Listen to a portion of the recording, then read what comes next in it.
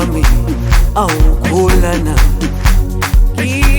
ilondoloze zuhambe nami dawo yami ayikholana buso wami awukholana ilondoloze zuhambe nami ilondoloze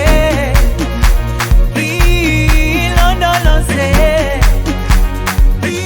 ilondoloze zungangishilana ilondoloze ilondoloze zungangishilana dawo yami ayikholana buso wami awukholana ilondoloze zuhambe nami dawo yami ayikholana buso wami awukholana ilondoloze. Shalom Aleichem, todos os nossos amigos.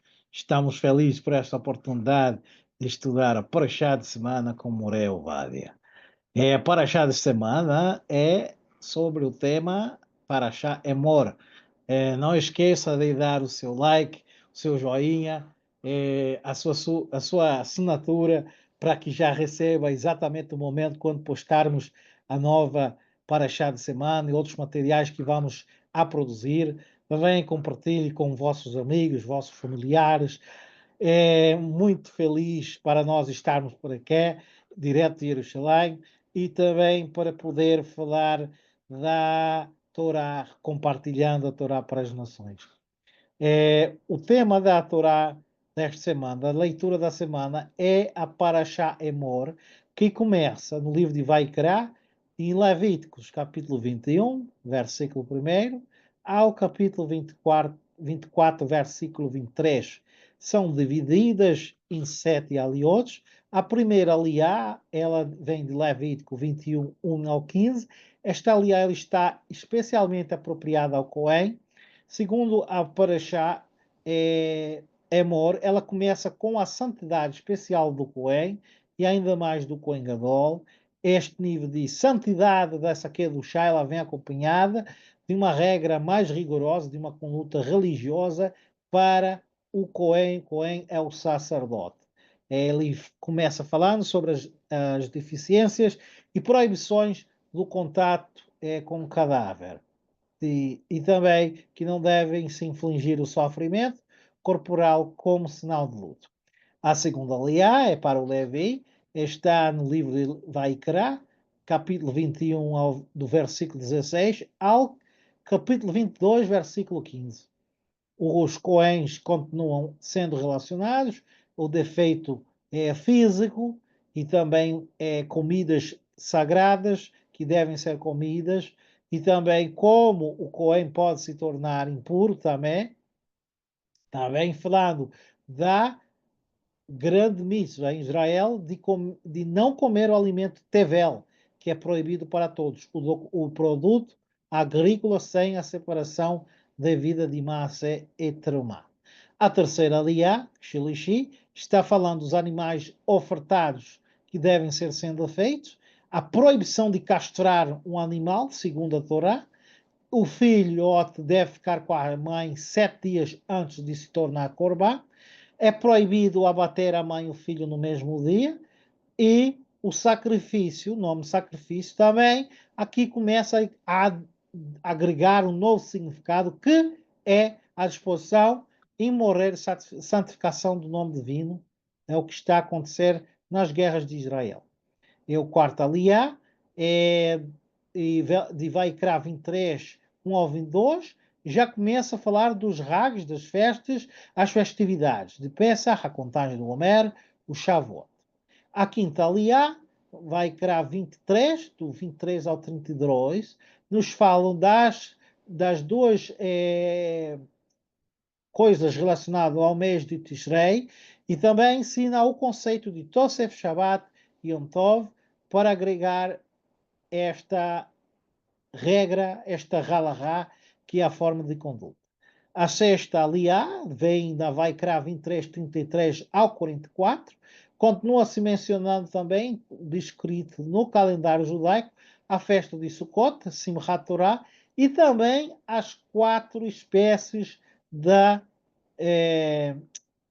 do requerimento da festa de Sukkot, que é o Lulav, o Etrog, o Adassim e o Aravot, e que se deve habitar em uma sukkah, conforme as lições do livro de Êxodo. A sétima aliá nos dá a instrução que Moshe Rabbeinu deve preparar azeite puro de oliva para acender sempre a menorá e que acendia noite a noite por trás do véu que separava o santo do santos dos santos, Kedosh do Kedosh Kadoshim. E aqui também já existe uma pequena referência que as festividades e da menorá se remete à festa de Hanukkah, a primeira referência de que se as luzes tinham que permanecer ligadas, e também esta luz duradoura que mesmo com a destruição do Beit HaMikdash continua acesa. E essa sétima aliá também faz parte da nossa reflexão da semana, onde nós vamos dizer do filho da israelita e do egípcio que amaldiçoou o nome de Hashem e foi apedrejado por isto. E foi terrível, porque foi uma pena capital terrível, o que é uma coisa muito rara na Torá encontrarmos este tipo de relação, este tipo de situação. E, enfim, vamos falar na nossa reflexão a respeito disto hoje. E os últimos 3 psukim são relidos para a Torá, do 24, 1 ao 23.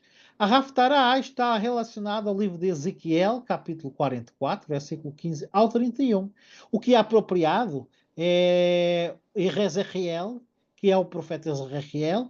Ele era um ex-sacerdote, um ex-cohen no Beit HaMikdash, que profetiza a reconstrução do templo e a restituição da Kahuna, que é do sacerdócio. E também ele vem reiterando regras do Emor e também vem adaptando as condições do templo do profeta Ezequiel. Então, vamos falar desta reflexão de semana, que é um pouco triste. Nós vemos na abertura deste vídeo, Vayanehu Ba Mishasamer Lefer Osh Lachem Alpi Hashem. Ele foi colocado em custódia até que a decisão de Hashem fosse concedida. Porque há uma situação nova, uma situação totalmente nova. E é impressionante ver o que nós temos a aprender nesta reflexão de semana, que se encontra justamente em Vaikra 24:12, na sétima aliá, que é o que está escrito aqui. O incidente do Megadeth, que este é o nome da pessoa que blasfêmia, é um registro muito triste na história do nosso povo. Porque ainda não se faltasse pessoas ímpias, inseguras, cujas ações contra Shem merecem uma punição rápida e extrema, mas este caso foi a primeira vez que alguém agiu de uma forma tão desprezível. Então, por esta razão, a forma de punição a ser aplicada foi totalmente incerta. Hashem precisou dizer, informar qual tipo de execução ele deveria receber. E então, ele ficou detido até que o próprio Kadosh Baruch Hu desse a senha, desse a sentença do que deveria ser feito no caso deste homem. O Megadeth não foi o único pecador a passar o seu tempo na cela. Nós temos o Mekosheshe Eitzim, aquele que estava recolhendo os gravetos no Shabat. E o que aconteceu? Estes 2 atos é justificada a pena de morte, que é o Mechalel Shabbat, e o método de execução estava indefinido. Lembre-se que nós estudamos no começo, há 3 ou 4 prashiotos atrás, que a essência, a base do judaísmo é guardar o sábado e se alimentar de comidas de alimentos kosher. Se isto não existe, não há uma prática do judaísmo real. É algo ficcionário, é uma filosofia e não há prática da vida em comunidade que o judaísmo requer. Nós vemos também que os dois, tanto o que estava a recolher os gravetos no Shabat, que é o Mekoshesh Etzim, e o Megadeth, que é o blasfemador, eles não estavam nas mesmas celas.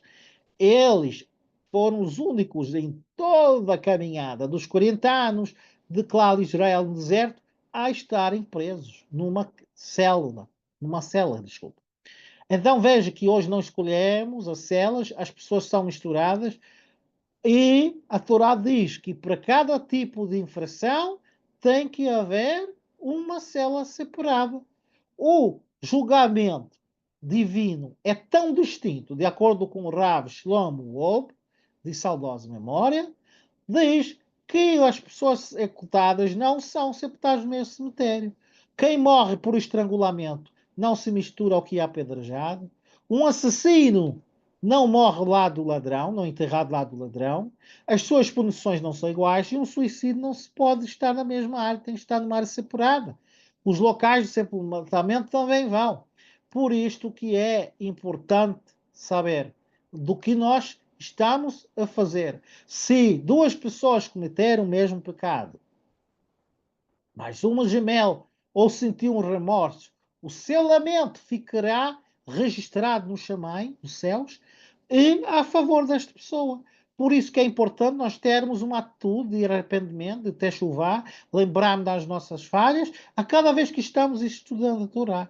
Nós não merecemos este tesouro maravilhoso, transcendente, que é a árvore da vida, que é a Torá, e por isso nós temos esta oportunidade de arrependermos e lembrarmos de onde viemos, por aí onde nós vamos, e com a Torá nos vai poder levar a este caminho.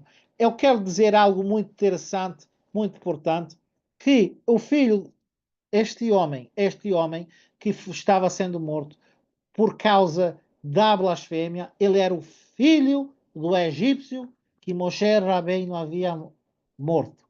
E se lembram que no Egito havia um egípcio que estava a maltratar um judeu. E então, por causa da penalidade, por haver matado este homem, Moshe Rabbeinu fugiu 40 anos no deserto, longe desta situação, até que Hashem chamou para rechamar e levar o povo no deserto. Olha só como a situação é. A mãe dele, infelizmente, de acordo com Rashi, praticou ato de prostituição com o egípcio. E este homem que blasfemou, usando o nome inefável e proibido de Hashem, era filho do mesmo homem. E o que é terrível, do mesmo jeito, de acordo com Zohar, desta semana, para esta semana, do mesmo jeito que Moshe Rabbeinu usou o nome santo para matar o homem, o filho agora utiliza o nome santo de Hashem para fazer chacota de Hashem, para fazer ridicularização de Kadosh Baruch Hu. E por isso foi tão terrível, porque nunca houve alguém na história. Ou seja, existe o ditado de que a fruta não cai muito longe da árvore. Então temos que tomar cuidado, temos que pedir a Hashem para que nossa vida seja uma vida de agradecimento, uma vida de felicidade, para que nós não caiamos na mesma falha que a senhora de Ibri, Shilomit, a mulher que dava shalom para todos, cumprimentava, falava demais, falava para um, falava para cá, não guardou a sua boca e por isso engajou-se na atividade da prostituição. Que Hashem nos guarde e que, não estou dizendo que a prostituição é errada, o problema é quando o nome de Hashem é ridicularizado. Infelizmente, tudo que se degrada à imagem e semelhança de Hashem, e a prostituição faz isto. A criatura mais sublime da criação do mundo, a última a ser criada, a mulher, a obra-prima de toda a criação, dos 7 dias, no sexto dia, foi o final do último dia a criação da mulher, no sétimo Hashem descansou, como por isso descansamos no Shabat, A coisa mais linda, o objeto mais lindo, a criatura mais linda, se expõe ao ridículo, à prostituição, por falta de alimento, por falta de necessidade, e nasce do fruto proibido um miúdo, um homem que mais à frente não cai longe do que o seu pai fez, que matou um homem e começou a ridicularizar, a blasfemar o nome de Hashem, o autor da vida. Este homem havia passado, viu o maná no deserto, viu o mar sendo aberto, viu as codornizes cair do céu, viu todas as coisas. Por isso que não importar ver para crer, temos que crer sem ver. Shabbat Shalom. Vamos compartilhar comigo a Torá entre as nações.